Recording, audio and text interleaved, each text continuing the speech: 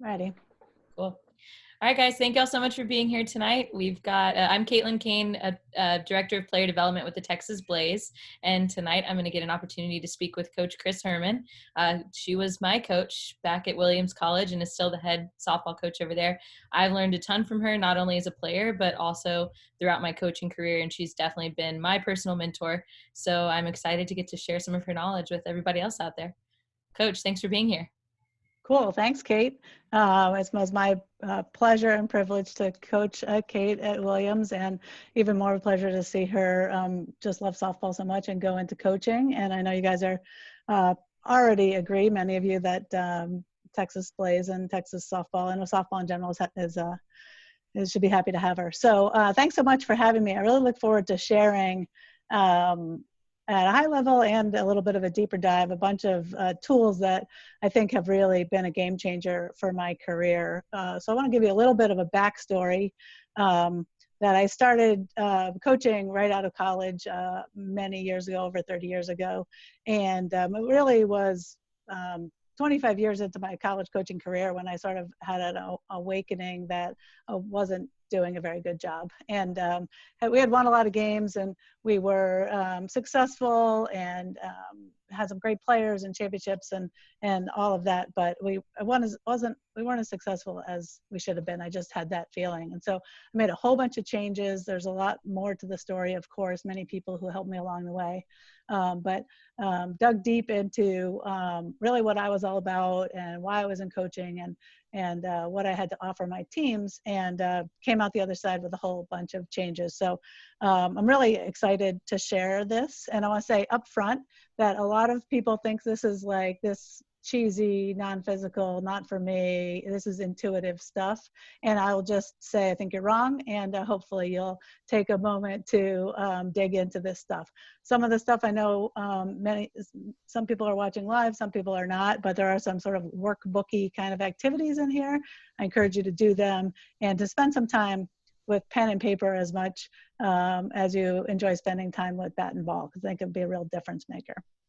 So the tools that I'm going to share are fully customizable. I'm going to give you some examples from my world and some of the things that I've done, but I really encourage you not to get too caught up in this very details of what I say, listening to the high level of, because we're really trying to design some clarity for you.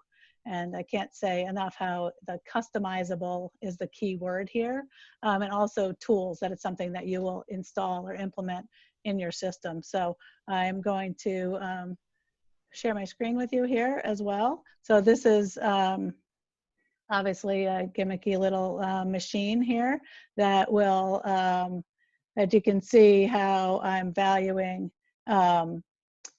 the middle part in the red circle is what we're going to talk about, and your tools here are in the middle. They're really the nuts and bolts of that. But importantly, you as a coach, and it's any kind of a coach, and if you're a parent, it doesn't really matter. The coaching part of this is not the most important piece. But for any of us, having a vision, having an idea of what you want things to look like or what you really value at a high level is crucial. So that's what goes in the front end of the machine.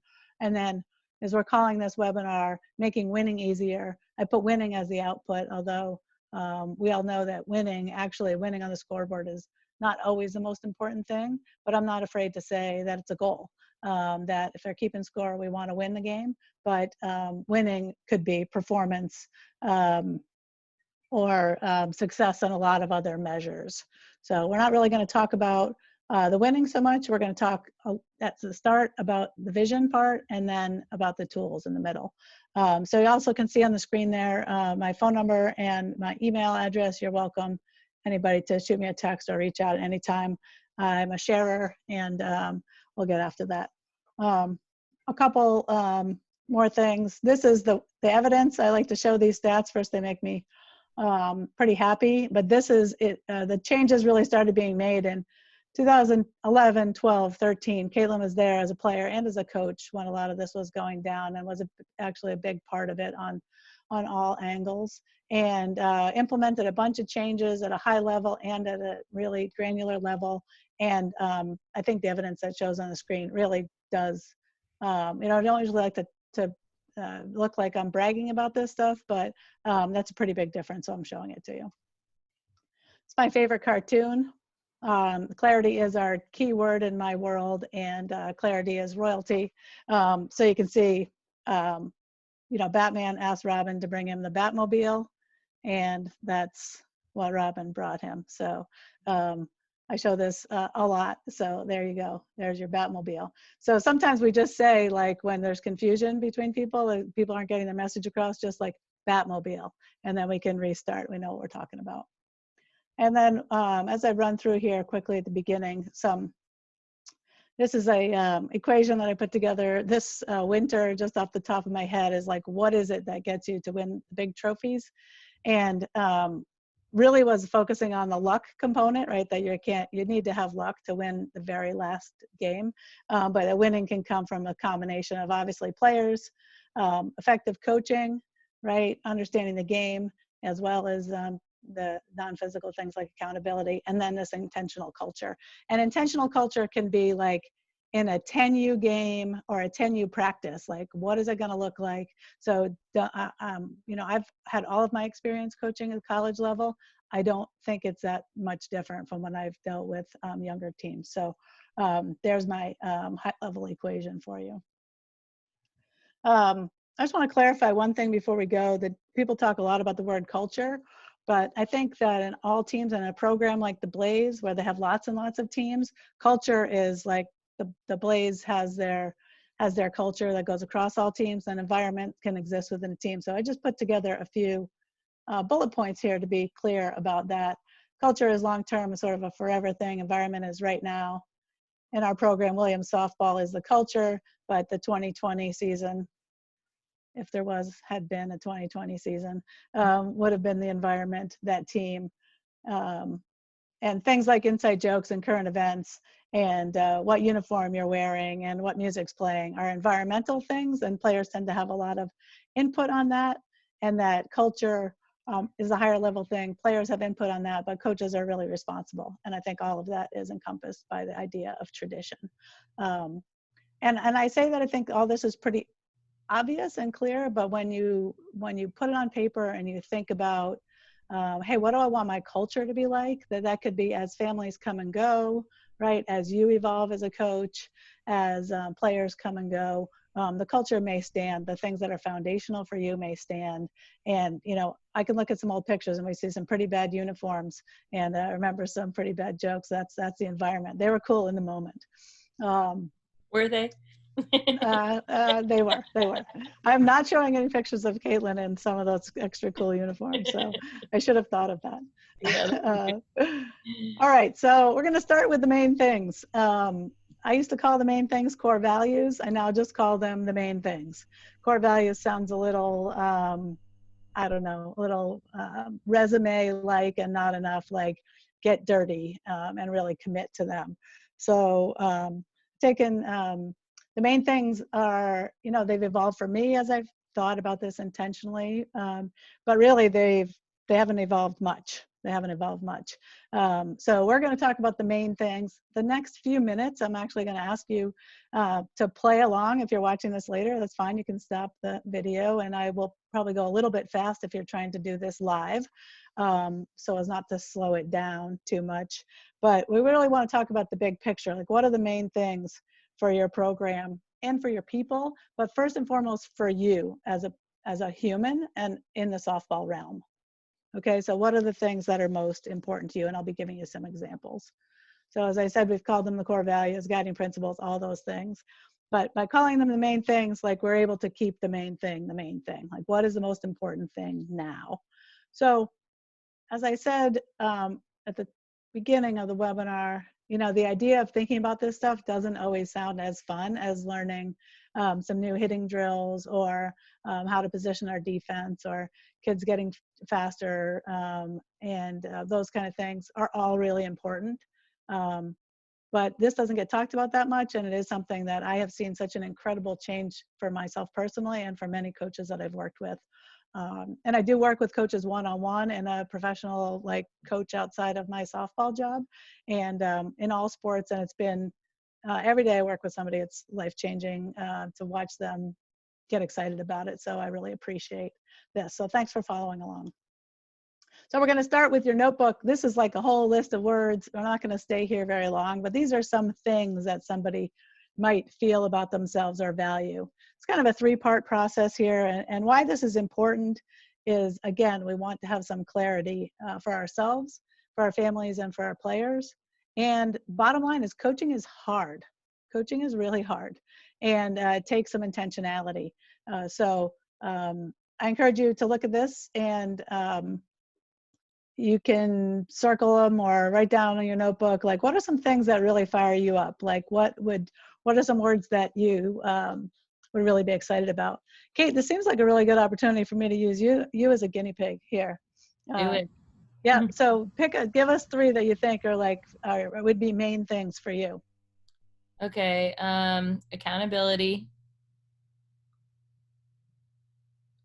Sorry, picking three is hard. It's all right. Pick one. Physically tough. It's a good one. And selflessness. I like those three. Cool. Great. So there's no, there's no rules here, right? There's nothing that matters more than others. And not all the words that you might come up with are on there. As a matter of fact, the words that I've distilled down, my main things, are not on there. But these are some things that you might be. You might really value these things and how you operate. And then the next step, and I won't make you do all of this, Kate, but this is important to come up with a version. It's version, not vision, on purpose. Version 1.0. Everything is iterative here. As coaches, we're trying to just, hey, I did that yesterday. How did that work? And I'm going to talk a little bit later about a specific tool that I use to manage the activities that we're doing. But as you come up with a vision statement, version 1.0, this is where it starts to get like eye rolling, and you're like, really? I'm doing this in a softball webinar?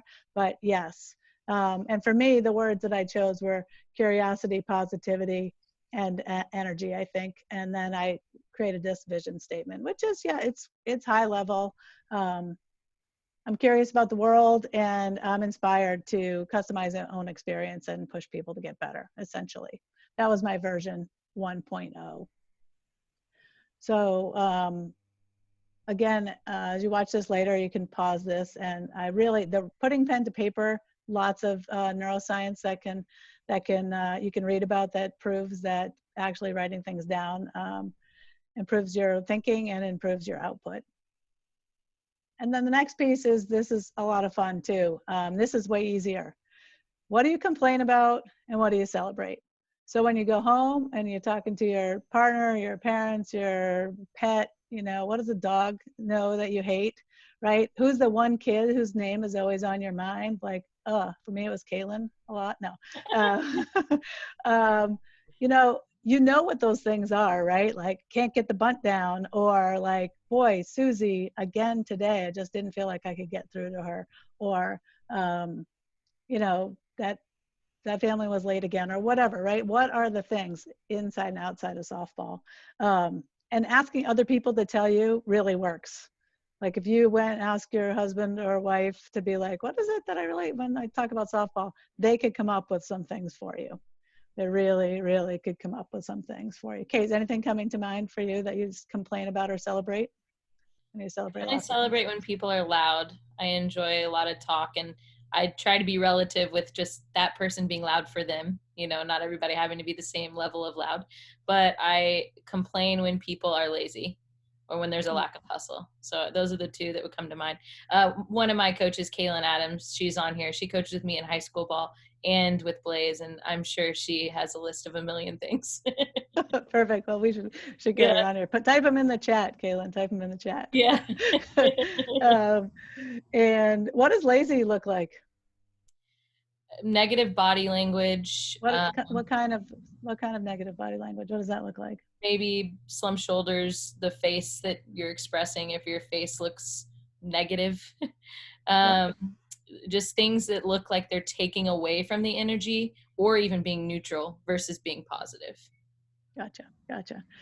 And we like the reason I'm peppering Kaylin with those questions there is, right, it's way better to say, like, hey, in our team, we don't have slumped shoulders and like frowny faces, instead of saying you guys are lazy. right? So like, that's just a quick example of how clarity in language is something that's what we're getting to here. So I appreciate that, Kate. I see somebody's in the chat there. Maybe it's Kaylin. Yeah. And then, she said not taking practice seriously bugs me. oh yeah, exactly. Just what you're saying, right? So in this exercise, we would take sort of our first ideas, those words, right? That, I forget even what your words were now, Kate, but something, First one was accountability. yep. Physical toughness. Physical toughness, right? Which probably plays into lazy as well. And then I'd like to do this exercise that's on the screen right now 5 times. It's extremely annoying, but it's really good for you, right? What are considering the things that people say you say, that you celebrate, considering the words that you picked, considering that first statement, which is 3 different kinds of inputs. As you look at all of that stuff in your notebook, writing a second, like, why is this important? What's important to me? Sort of a vision of what it looks like when things are going well. And then ask, why is this important? And rewrite it. And then ask, why is that important? And write it again. Like, doing it 5 times is a really, really great exercise. I encourage everybody to do it.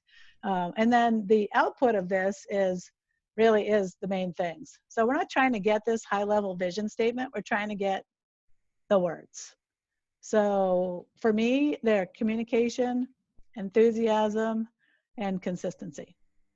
Those are my 3 words that I boiled down from those other stuff that I wrote. So I was talking about curiosity and positivity. That has a lot to do and is embedded in communication and in enthusiasm. So, Kate, just with a couple of examples you gave, what would be some high-level main things you might say would come out of that? Would come out of of your examples? So, the kind of the things I guess we're talking about the bigger words that encompass all those things. Yeah, the main things here. Yeah. Okay. I mean, I talk about attitude, effort, and communication a lot. Yep. Great. So great. Yeah, and for me, definitely communicate. I can see those terms being very umbrella, including a lot below it. And they're supposed to be. You might distill even attitude and effort into energy, or something like that. But again, these things will evolve, and it doesn't matter. I mean, that's the beauty of these things. It doesn't matter to anybody but you, right? So effort, attitude, and communication, I mean, that's awesome, right? If everybody in your program knows what you mean by those things, right? And that's where the work comes in.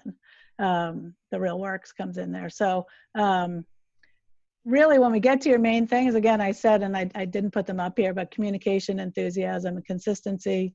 For me, effort, attitude, and communication. For Kate, are three pretty big and important concepts that any of us can use. So I want to show you the main things in action for me. And this is and I won't continue to pepper Caitlin with this. You tell me this is not scripted. She did not know this was going to happen. Oh, I'm enjoying it. I'm used to it. I know, she's good. She's good at it. So I just want to give you now some examples for me, this is right off my own main thing program, and also for our team. So I like to say this TNT in red there, this, not that, also known as looks like, doesn't look like. But these are pretty specific, not granular, but pretty specific examples of 2 values that I just picked. So hard work is actually one that was on my main things list, and now has evolved to consistency. It's embedded in consistency and in enthusiasm. So I went up 1 level, basically. But for our program, this is what hard work looks like, right? You get sweaty, you come early, you stay late. We also have this growth mindset, right? We believe in our ability to get better. And then really, if anybody can take anything away from this hour here, it would be that you have to define what it doesn't look like, whatever it is. So, and a lot of people will say like, oh, that's negative. We want to always focus on the positive. For the second time tonight, I say I just disagree. I don't think that's true. I don't think we should always focus on the positive behaviors. If things are, whatever your word is, bad, wrong, need work, all that kind of stuff, we should be honest about that and say like, hey, here's how we can do it better. So to Caitlin's earlier point, lack of hustle is hard work is not that, right? If you get hurt because you're out of shape, like that's an example of violating our hard work piece here. And then communication has some amazing bullet points that I think are pretty universal. Offering solutions is something that gets often overlooked, right? If you're like, oh, I'm just being honest by telling you all the things that are bad, like that's not it, right? You have to offer solutions. Being direct, so we encompass this as open, honest, and direct communication. And you might see talking to a team of young players or any age players and asking them about the column on the right, like raise your hand if you ever do any of these things, right? If you don't hustle or if you talk behind somebody's back, 100% of us will raise our hand and say, yeah, I do that stuff sometimes. And that's fine. They can be like, okay, great. Can we all agree, team? Can we agree if we do more of the column on the left and less of the column on the right, we would be better. The possibilities for this team would go up. And I think we would all agree that, yeah, if we try to minimize those things. And one of my favorite phrases is, when you turn on the lights, the boogeyman goes away. So when you turn on the lights on some of the negative stuff, that enables you to say like, hey, Kate, like, really? Did you mean that? Like, you just said like, nice try when I like tripped over my shoelaces out of the box, right? Like, what have you, right? Like giving false praise is just not on our list. It's a waste of energy to be like, to lie to somebody, basically. And making excuses we know is bad, but allowing others to make excuses for us too. So those are some examples. So what I would encourage you to do, so if I was working with Caitlin here, she had her notebook out, I'd say like, hey, for you, what does attitude really look like? Because the important thing is do the exercise is important, but then also so that every single player around you and their parents and anybody else who you interact with really knows like, hey, this is what attitude looks like in this program. Right? Back to that very first slide when we're putting our vision into the machine. Okay, attitude is a vision into the machine. And then, but we all know what it needs to look like with all the players running on the gears inside that machine. Again, I think Caitlin said this, but if anybody who's watching this live has some questions, go ahead and toss them in the Q&A. And I really actually look forward to any questions about this stuff as I hey, fly by the through way, this. Susie Williamson says hi. Oh, hi, Susie. Okay, so here's the main things in action. And these are some things, I picked these 6 things out that I, as a travel situation or as a youth coach, I might think you deal with. And you might be involved in some of these. They might be likely to have people who are both parents and coaches on here. And so I might put coaches on this list. But if you think about those possibilities, this is one of the tools. I call this a Tchart. And a Tchart is because it's just a T, the sheet there is just a vertical line. So taking the thing, so if you're going to take like, hey, how do you want your team to be between games? Let's say you have a 1 game slot off at a tournament. So rather than having these rules in your head or saying these are the rules and then having people maybe not do it exactly the way you wanted to, if you spent literally 5 minutes saying, hey, like between games or at a tournament or on the way to a tournament, this is how I want us to be. Then you just put them like what it looks like on the left column, what it doesn't look like on the right column, like how much like would that be the right Batmobile, right? You would be able to say, okay. And this is the making easier part I talked about as we call this webinar, making winning easier, right? Making performance easier by clarifying everything. So I know that Blaze organization does a great job of communicating all in a lot of ways, both with coaching, specifically bat and ball coaching, and also with programming and with parents and families. But the more clear we can be, like, okay, what is it going to look like for this team this season and how I'm going to interact with families? Everything from emailing or whatever apps you have to communicate to what does timely mean, what does on time mean, what is right, and having it be really specific and on paper or not. It doesn't all need to be on paper. So if we were all here in a classroom, we would do this exercise and we would pick the thing. It could be a drill, it could be a scrimmage in practice. It could be a base running drill. I do this in camps all the time when I'm working with younger players.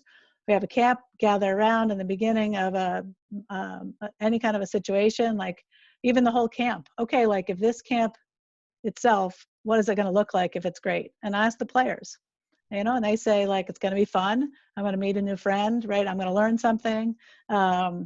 What more will it look like? It'll be loud, right? To Caitlin's point, it'll be enthusiastic. Okay, cool. What will it not look like? It will be boring, or I will get hurt, or everybody can name 2 or 3 things on either side, and then we do it. So I just gave that example. It probably took about 20 seconds, and then we go run the drill in that camp, or we have the whole day of camp or whatever it is, and then we come back together and we say like, how did we do on the things we said we were going to do? And this is where this stuff becomes a real tool. Is you say what you're going to do, why you're going to do it is backed up by your main things, right? Because we decided that already back here, right? What they look like. And then we're looking through the lens of, in this case, hard work and communication all the time. So what does good communication look like between a head coach and assistant coaches, for example? Who's going to do what? It's like you can think of, probably we could easily come up with a list of 50 things, right? Places, spaces, and times where this might come into play. So I don't think I can overstate how important good communication is in coaching. I think anybody who's been a coach, even if you've been a coach for 1 season or less, you realize when you don't communicate, or the communication isn't received in the way that you intended it, right? That's frustrating. So communication is at the top of every list, and it really is a big part of why coaching is hard, as I've said a couple times, and why coaching is amazing. Because when you figure out what you really care about and how you're going to communicate that with people, it's really great to have that clarity and have things run smoothly.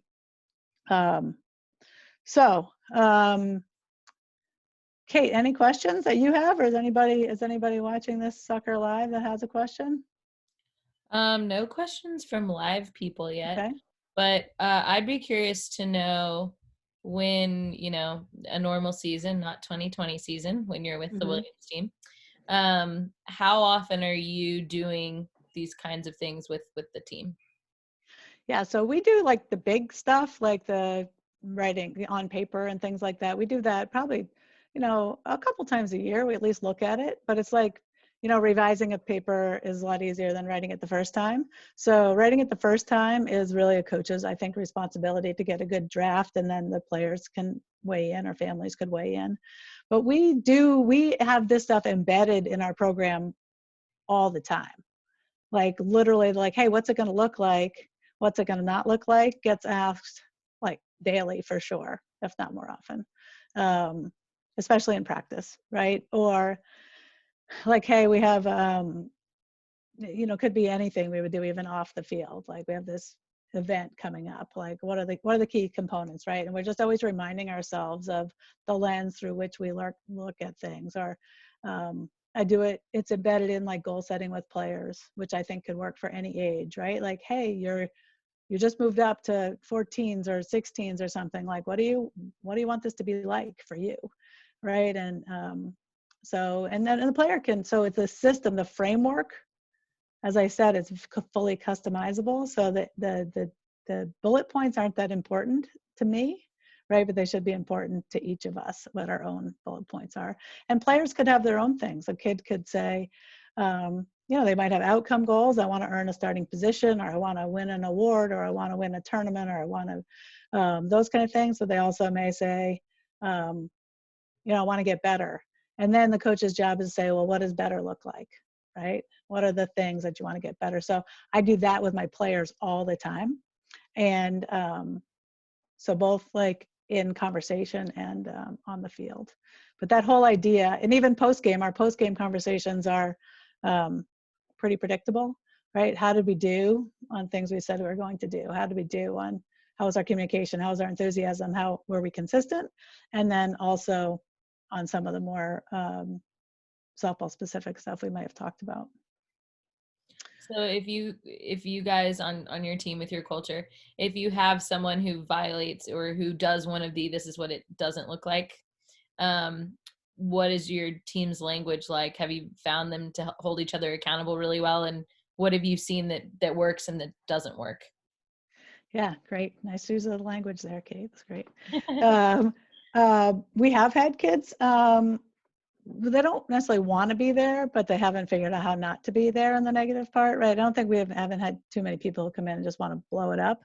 But as people come into our program, it's part of the onboarding process, right? So at my level, I call my onboarding is recruiting, right? Getting kids at the youth level, onboarding is really onboarding. Like, okay, if you want to join this team, here are some things literally on paper that you need to be on board with, right? That's the whole point. So I would say it would literally be, you need to be on board. Let's say these were two of our things. Need to be on board with these things. Do you think you can do this? What will be hard for you? I would ask some pretty specific questions and then get the player, the family in your case, to agree, yeah, this seems reasonable. I should give full effort. I should, not talk behind people's back and make excuses. All these things are pretty easy to say. These might happen, but we should try to minimize those negative things. And now they own it too, right? So they own this just like you do. And so when it comes back around, there's the language I would use with a player would be like, so Kate, seems like you're really struggling with this hustling issue, right? How can I help? And then stop talking, which is the biggest challenge for me. Or, it just feels like you're making excuses a lot. I could be wrong. Like, what's really going on, right? And I think at any level, what really is going on could be something different. Could be like, Coach, I just don't know. I really need help with X. But I have asked kids to leave our team in the last 3 years, and had them come back actually a year later, which is pretty amazing because it wasn't emotional for me. It wasn't like you're terrible. It was like, wow, too bad you can't be on our team because you can't do these things you said you're going to do.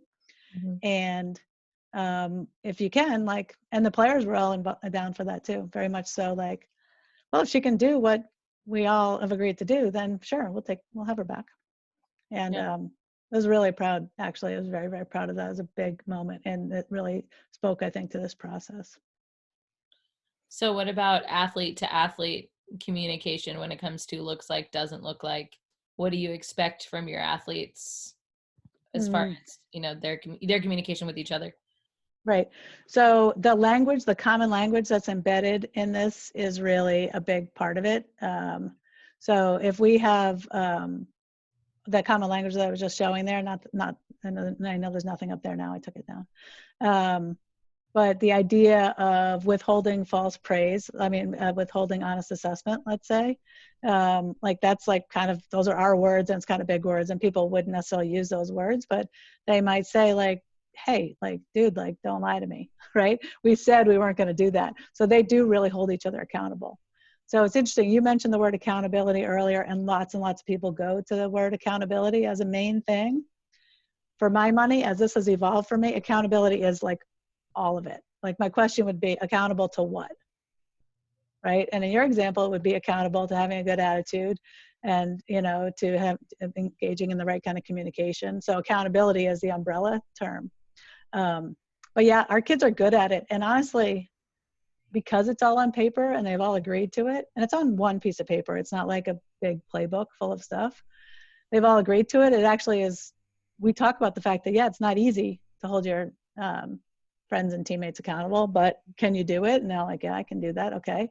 So let's go. And then I might say like, Kate, did you just let her do that? Like, that seems crazy. And now like everybody's like, oh, right. But it's not, I'm not mad at them.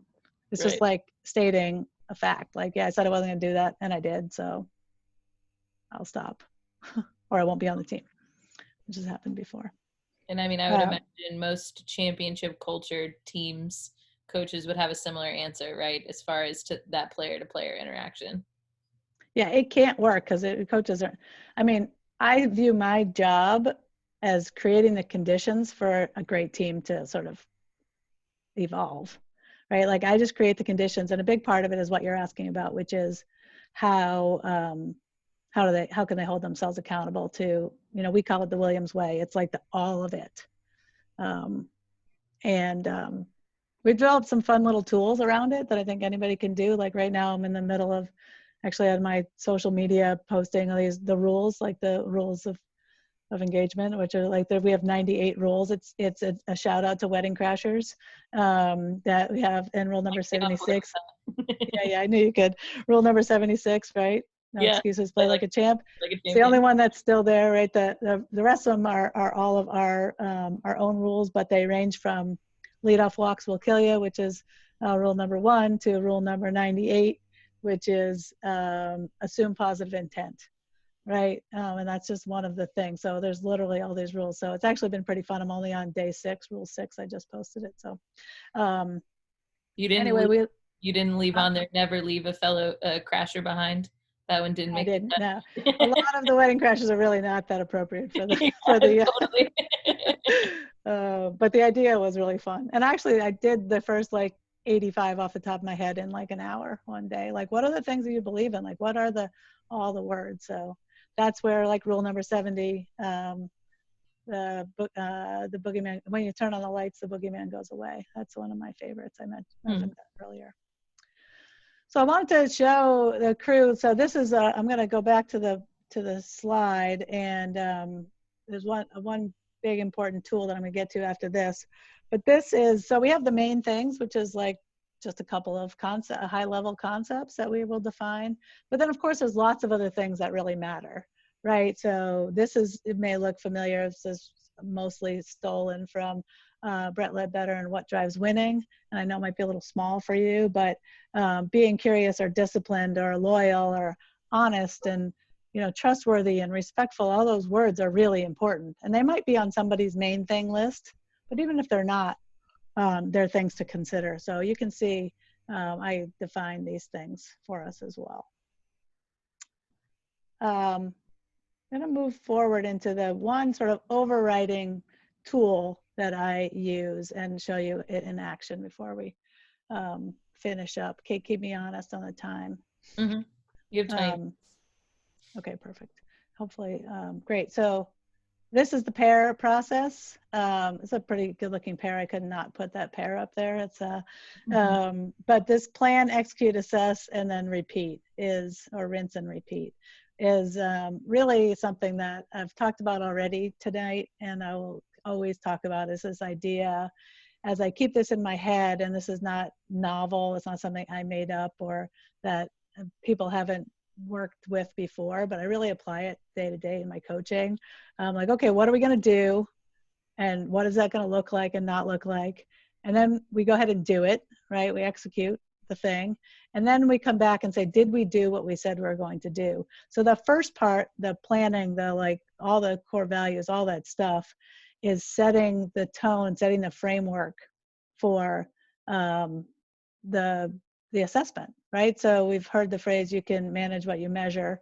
So we like to measure things like we want to know how hard she throws. And then if we know how hard her throw is, then we can, and we know how she moves, we can adapt drills and reps and the materials to make that particular player better. Same thing can happen with the non-physical stuff. Very same thing. So, but you have to know, right? You have to know, you have the radar going to know how hard she's throwing.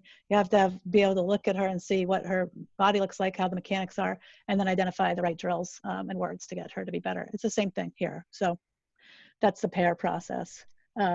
This is my like little dashboard. I have these 6 areas that work in my college life, and I just thought I would share it with you because you might develop some areas that work in the youth ball world. But for me, like the big picture, all this stuff we're talking about, plus the softball systems, then I have my team culture and then administrative stuff in my job, individual player development, recruiting, and staff stuff. So those are the 6 things that I do in my job as a college coach. Almost everything I do falls into one of those areas. So administration is like, receipts and travel and budgets and things like that, which most coaches have to deal with at all levels. So I put this up here because I encourage you, so this acronym is STAIRS, and I encourage you to have your own sort of set of big buckets where you can think about what are the things that I actually need to get done. Because everything I'm doing, as I said, is devising this systems, which is very loosely used, right? Some tools to be able to make my life easier and be able to spend more time a lot of things, spend more time coaching the softball stuff I want to, have it be more efficient so I don't have to have incredibly long practices, and so I can do other things in my world as well. So customizing your stairs is something I encourage everybody to do. And obviously this is the way to start, just like what matters, right? What are the things? I actually think it would be an interesting, maybe Caitlin will take that on as the director of education to come up with what are the buckets for a youth coach, right? They don't have to be, but once you have the buckets, then it's pretty easy to assess both yourself and others. Hey, am I doing a good job? This is, just in case you're interested, and if you're watching this, you can always stop, but this is my personal job, basically, or a potential college job, the things that I actually care about and measure on a day-to-day basis. And I show you this because I want to show the outcome of the, which I'll show you later, which is the dashboard. So I'm all about asking questions. These are the important ones. What's important is what is an important question. What do you want? What could you do, right? You might come up with 50 things you could do to solve a problem, but you want to identify which ones are most important. And then how will you know? How will you assess at the end? And oops. This is one of my favorite quotes around planning, right? It just makes a lot of sense. A lot of us, myself included, spend a lot of time with a dull axe banging it against a tree, and that's what I'm talking about when I'm talking about the efficiency stuff. And then this is an assessment tool I just wanted to share with you. We use the system green, yellow, red. You could choose check, check plus, check minus, A, B, C, D, F, 1 through 5. It doesn't really matter. But the important part that I want to show you here is that I have some definitions for what is it, if you're doing it well, if it's green, these are some possible things that are happening. So it just enables us to have a non-emotional way to assess everything. So I think that's important. And they're not all mutually exclusive, right? So green, for example, it says 100% completion or like rare missteps. So if it's like, were you on time today? You're either you did it or you didn't. But there might be something else where like, hey, are you improving on your drop step, you know, to your glove side? And like, yeah, well, today, you know, we had X number of reps and, you know, just about all of them were great. That's a green day for you. So again, I'm throwing a lot of things at the wall here, and I encourage you to figure out if there's some ways you might incorporate some of these things into your life. And this, Kate, back to language, like our team speaks green, yellow, red. Like a player would never say like, they would say, I'm yellow. And then I would say like, are you yellow or are you red? Because if you're not doing it, you're probably red. And this also, now I'm embedding, it's okay to fail, right? Sometimes you're going to be bad at things. On our team right now, you're not allowed to be in yellow more than one time. Either you can only be yellow if you're trending green, actually. Mm. So you can't just say, I'm yellow over and over because you're not getting anywhere. So here's what my stairs thing looks like as a dashboard, right? So the vertical columns there where it says date, it's pretty small, I know. The columns are like a week, and I do this weekly, and this is what mine looks like when I put the red, yellow, green in it. It's not the same exact dashboard, but as you can see here, the black ones this was out of season, those were like in season things, that's why the black is there. But one of the magical things is if some row is red, like week after week after week, instead of getting frustrated with myself, I just take it off the list. Because I've proven that I don't care about it. Like, you know, I give myself a chance, right? But like if 6 weeks in a row I haven't done X, then I either need to like really get on my own case, or I need to stop saying I care about something that I don't care about.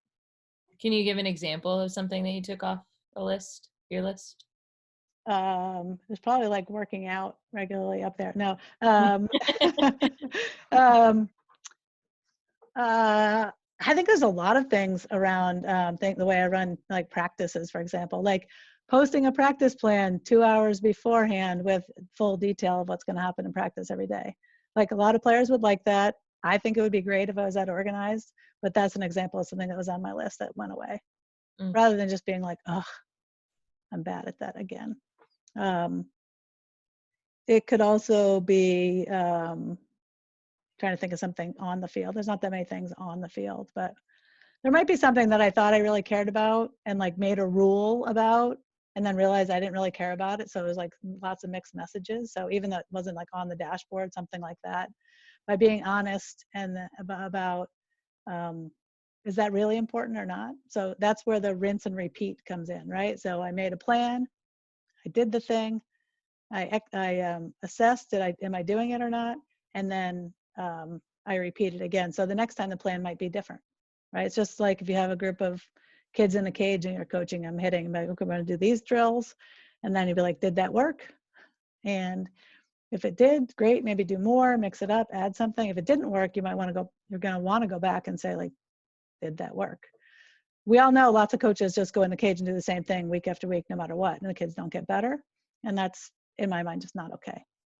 So do you ever add something to your list that you really, let's say, you really do think in its concept that it's important, but then when you get out there, it's just red. And so do you ever take it off your list, even though you think you would be better if you actually did start caring about that thing? Probably, yeah. Like bunting. Okay. No, I mean, that's probably not a good example, but it actually might be a good example. So in recent years, our team has been like a power hitting team, and we, I'm a believer in like a double to the gap beats the sacrifice bunt every single time. So, and the stats back me up in some ways and not in others. But so we didn't practice bunting, like even sacrifice bunting as much as we should have. And then it did come back to, so this is an example of something that went on and off the list a couple of times. So maybe that's not the best example, but that probably is something where if I had, actually, I guess I would say if I had been doing a better job of assessing our bunting, I would have realized we were in the red, and then I would have to decide, like, either make the practices more effective or don't bunt in games. Basically, if I was getting frustrated about execution. That's okay. I see a question in there, but I haven't read it yet. Yeah, so a coach asked, so he coaches a 12U team, and parents are saying to their daughter opposite criticisms from what the coaches are saying. So they're getting different feedback from the parents and from the coaches. How would you deal with those parents without dropping the player? Oh, that's great. I would go back to right where I started in this presentation and talk about, so it would be somewhere around here. This might be annoying, right? So this might be the thing where in the blue there might be like parent-coach communication, or it could be parent-coach communication or parent communication with players, right? Parent communication with players around softball specific stuff, like literally be like, decide what you think is okay and what's not okay, have a conversation with everybody and say, like, here's how consistency in coaching works, like why this matters. Can you see how mixed messages is probably not making her better? And really have some specific stuff, right? So like, or maybe like coaching communication doesn't look like getting opposite information from two different parties, right? Especially for 11 and 12-year-olds. So I would just, I would call it specifically, like try to name it, like what is the problem? And also have appreciation for the fact that the parents probably aren't trying to screw up the kid or be directly disrespectful to the coach, right? That's rule number 98, assume positive intent, right? They're probably not going into it with that. So the conversation, I think, coach would be, yeah, so this doesn't seem like it's working, right? If it's not working. If it's working and the kid is getting better, then you might want to identify who's giving the good information, who's giving the bad information, or is she ignoring both of you appropriately? But I think that trying to identify what's working and then just say, like, hey, like, how can I help you, like, do your job and not do mine? So I think once it's named, I would just go after it. But you should, I would recommend that the coach really identify, like, what's the actual problem? Is it like stepping on toes that's the problem for them? Is it the bad information that's the problem? Is the kid now having an inappropriate attitude, right? So really considering where the parents and the kids coming from in the situation and trying to start at the beginning. So for me, I'm looking at through the lens of communication and enthusiasm and consistency. So I might say, hey, so like inconsistency of coaching, we know it's part of the main thing for this program that just doesn't work.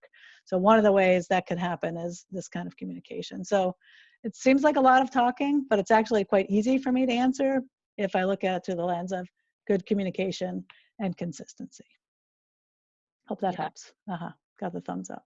Yeah, you got the thumbs up. You did good. Cool. We did have another person ask if you'd be willing to share your slides. Oh, sure. Yep. How should they get them from you? I will they should text me or email me, and I'll email them like a Dropbox folder. Okay. Tell me the email again. I'll share it. Oh yeah, it's Chris, K-R-I-S, at chrishermancoaching.com, all one. I have that somewhere. Got it. Actually, it's back here. I'll put it back on the, it's probably really annoying for me to scroll through these. I apologize. And you had another question come in too. How do you work with kids that take lessons and do not always respond well to what you are teaching? So many different people teaching different things. Great question. And that happens at my level too. So I'm not taking lessons like during season, right? Because for a bunch of reasons. What I do, and I would do it for any age, is, hey, how does that feel for you, kid? Like I really go right to the player and say, what's working for you? Or what are the words that, like when you do that, when it works, what does it feel like? And, figure out what's actually best for the kid and go from there. I mean, that's a really oversimplified answer. And then trying to, again, I think being as inclusive as possible with looking at it as a partnership between the family and the organization. Like, hey, we're all in this together, and our outcome goals are, have fun, win some games, get better, right? Like, and all of those things are important to lead to like a results outcome. If we're talking about results of like being on the best team you can, or playing in college, or any of those things, like there's so many steps in between. So I think just lots of communication, but I don't know, and you guys, many of you listening to this would know better than I, how much people include the kids in those kind of decision making, but I would include the players a lot. Yeah, that makes sense. And just from, when you and I were on a Zoom call with some other coaches last week, I mean, talking about how not everybody, there's no cookie cutter, right? And so I like what you said about asking the kid, what do you feel and what feels best for you, what's working, because they're going to be the ones that either have to end up executing it or not, right? So yeah. Also, it's just really good for them because, I mean, I get kids that come in college and they've never been asked that before. Like I may ask them something about their swing or what have you, or work with pitchers, and they'll be like, well, my coach says, like literally the first thing out of their mouth when I say, what are you doing there? Like what's happening, or what is the mechanic, or what do you feel, or what's important there? Literally the first words when a coach says, or in my lessons I do, and I'm always like, wait, it's time out for a second though. I asked you, what does that feel like to you? And a lot of times she's like, I've never been asked that before. So I think, and I think knowing as a coach that we don't have to have we don't have the answers all the time. Like we just don't know. We don't have the magic answer, right? All the things that we are doing with movement assessment, all those kind of things are helping us identify individualized things for kids, but we don't have the answer. So asking the kid what it feels like will kind of help us like Rolodex through like, oh, that's weird. I wouldn't have thought that at all. Let me think about what that might mean. And that doesn't require you to have an advanced degree in kinesiology, right? To think about that kind of movement stuff. Yeah, absolutely. So Coach, you have about 4 minutes. Oh, 4 minutes. Clock warning. Yeah. So are there any, final thoughts you wanted to leave everybody with? Well, I think the takeaway is that, I mean, I've said it a bunch of different ways, is don't make assumptions about about anything really, right?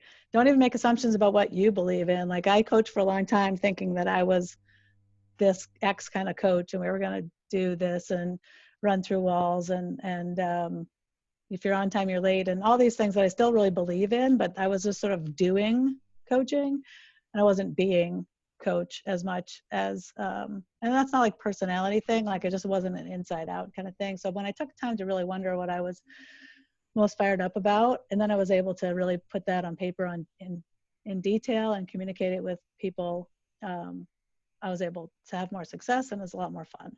So I think anybody can do that. And I think even within this presentation or anything else you go to where people are talking about these kind of things, like these are my ideas that I think can help some people. I know they've helped some people kind of clarify these things, but like just do it. Like grab your notebook and start thinking about all of the things, and then you'll come up with a bunch of things that you don't know the answer to, and then you can do homework a bunch of different ways, and including asking kids. And asking kid doesn't mean like showing up for practice and saying like, hey, what do you guys want to do today, right? Like there's planning and all that stuff really, I hope as you're saying, is embedded in this, but within a really well-structured practice, which is actually on my dashboard, well-structured and communicated practice. Within that can be lots of like, hey, how's this working? Hey, we said we were going to do that. How are we doing?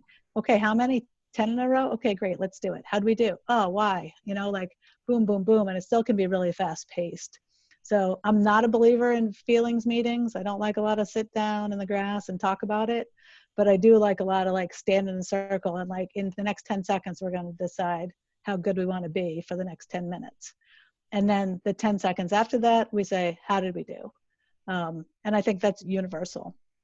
So there's two things in there. Don't make assumptions about the other person's experience. It's just something I think we're all pretty bad at because we think as humans, we think that everybody looks at things the way we do. That's part of the human condition. No shame in that either.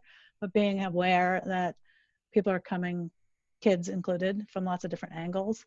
And then if you have clarity, if any of us have clarity on what we really care about, then we can start to work all of our programming around that. It's a foundation. And, you know, in this whole coronavirus moment, like I've been using the word anchor a lot, that like we don't really feel like we have an anchor right now. Like what's going to happen? We don't know. Like at least we know we're going to Colorado on July 1st. Like we don't have that, at least we know at all. So by kind of inside outing that stuff, I think it can be really valuable. And many of us have the time to do it right now. So there's really no excuses.